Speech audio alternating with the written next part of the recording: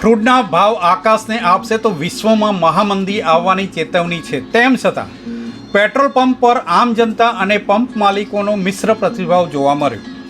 અમદાવાદમાં ક્યાંક પંપ બંધ છે તો ક્યાંક પેટ્રોલ ડીઝલનો સ્ટોક અવિરત ચાલુ રહ્યો છે. સરકારનું કહેવું છે કે પેટ્રોલ ડીઝલમાં થોડી તકલીફ છે, પરંતુ આગળથી સ્ટોક જરૂરિયાત મુજબ આવી રહ્યો છે. ચિંતાનું કોઈ કારણ નથી. બીજી બાજુ આમ જનતાનું કહેવું છે કે અસત માનવ સર્જિત છે. ઘણા લોકો સ્ટોક કરી રહ્યા છે, તેથી કૃત્રિમ અસત પ્રવર્તી રહી છે. મોંઘવારીની વાત કરીએ તો હોમુજ નહીં ખુલે તો ફ્રૂટ બેરલે $200 પાર થઈ જશે. તેની સીધી અસર સામાન્ય નાગરિકને પડશે અને દેશના અર્થતંત્ર પર પણ પડશે. ઈરાને 12 માર્ચથી ખાડી બંધ કરી છે, ત્યારથી જ આજ સુધી વૈશ્વિક બજારને 1 અબજ બેરલ ઓઇલનો ફટકો પડી રહ્યો છે.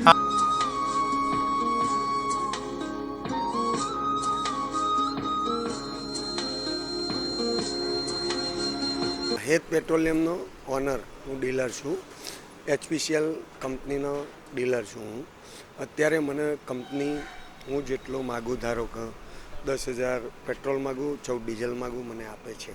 હું સ્ટોક રાખું છું અને ગ્રાહકને બધાને હું પૂરી આપું છું. પણ હવે અત્યારના સમયમાં એવું થયું છે કે લોકોને એવું છે કે મળશે નહીં પેટ્રોલ ડીઝલ, પણ એવું કંઈ છે નહીં. સરકાર પહોંચી વળે છે બધી જ રીતે અને સ્ટોક કરવાની કોઈએ જરૂર દેખાતી નથી.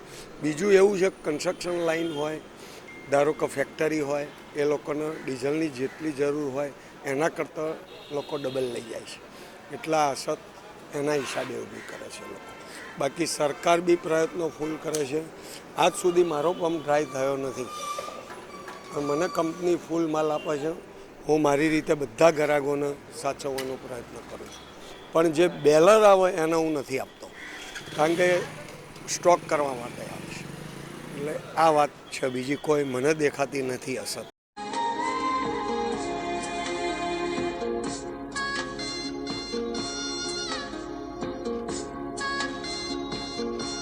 મારું નામ પોરસ પટેલ છે.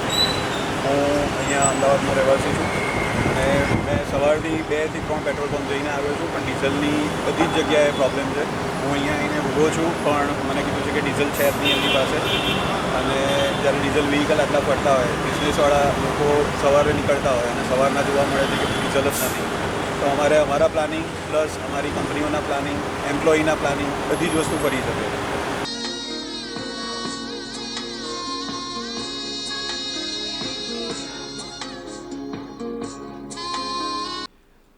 આજે જ્યારે પેટ્રોલ અને ડીઝલના અહીંયા જથ્થો જ નથી, ડીઝલનો પર્ટિક્યુલરલી, અને જ્યારે અમે સવારે ન્યૂઝપેપર જોઈએ છીએ તો બેરલના ભાવ જે છે એ વધી ગયા છે ખાડી યુદ્ધના એના લીધે. હવે એ હજી $200 સુધી કહે છે કે પહોંચશે. અત્યારે તો કદાચ 110ની આજુબાજુ હતા લાસ્ટ 2 દિવસ 3 દિવસમાં જ્યારે અમને અપડેટ હતી ત્યારે. હવે જો અત્યારે જ આ વસ્તુનો પ્રોબ્લેમ આટલી બધી મોટી આવી રહી છે, જ્યારે $200 સુધી જશે તો અમને ખબર નથી પડતી કે રોજનું જનજીવન શું રહેશે. અને એના માટે મેઇન વસ્તુ છે કે એ કોઈ માટે એ 1 દિવસનું નથી, 1 કલાકનું ભથ્થું છે, અને કોઈના માટે એ 1 મહિના માટેનો સ્ટોરેજ છે. અને સરકાર માટે એ વસ્તુ મેનેજ કરવી પણ અઘરી હશે, અમે માનીએ છીએ. બટ એના માટે કંઈકનું કંઈક તો સોલ્યુશન લાવવું પડશે. એના ખાડી યુદ્ધ અને અટકાવવાની કે એ વસ્તુ આપણા માટે નથી, બટ એના ઓલ્ટરનેટ શું છે એના ઉપર આપણે ફોકસ કરી. અને અમારી એક વિનંતી છે કે એક રૂટીન જે છે એ ડિસ્ટર્બ ના થાય.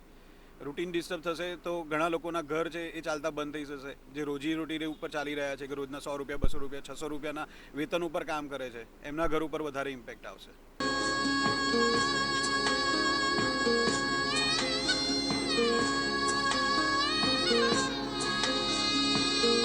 આમાં તમને એમ કહીએ કે થોડો ધીમે ધીમે વધારો છે, એક સમય સુધીમાં એ સરકારે ભોગવેલું છે આપણે એમ કહી શકીએ. પણ સરકારની પાસે પણ આવેલું આપણા નાગરિકો તરફથી જ છે, જે ટેક્સેશન નહીં હતું એમાંથી જ સરકારે એને સેટલ કર્યું હશે, એવું હું માનું છું. પણ એની સામે મેજર વસ્તુ એ છે કે આ વધારો ક્યાં સુધી જશે એ આપણા એકલા દેશ ઉપર કે એના વપરાશ ઉપર નથી, એની સામે સપ્લાય અને ડિમાન્ડ સામે પણ છે. હવે આપણે કદાચ નાગરિક એઝ અ ગવર્મેન્ટની પાસે અમુક લિમિટેશન છે, તો આપણે પણ એ વસ્તુને એક રીતે બેલેન્સ કરવી જોઈએ કે જ્યાં અછત છે તો એનો વપરાશ પણ આપણે એ રીતે કરીએ કે જ્યાં ગાડી એક વ્હીકલ જતું હોય તો 3 જણને સાથે કેરી કરી લઈએ, કે જે સેમ રૂટ ઉપર જતા હોય. તમારી એક જ કંપનીમાં 4 જણા હોય અને એક રૂટમાં આવતા હોય તો તમે એમને લઈને જાઓ, એક જ વ્હીકલ યુઝ કરો. તો કદાચ વપરાશ આપણે લિમિટેડ કરીશું અને એની સામે સપ્લાયને મેચ કરવાનો ટ્રાય કરીશું તો એ વસ્તુ પોસિબલ છે કે વધારો જે એક્સપેક્ટેડ છે એના કરતાં ઓછો થઈ શકે.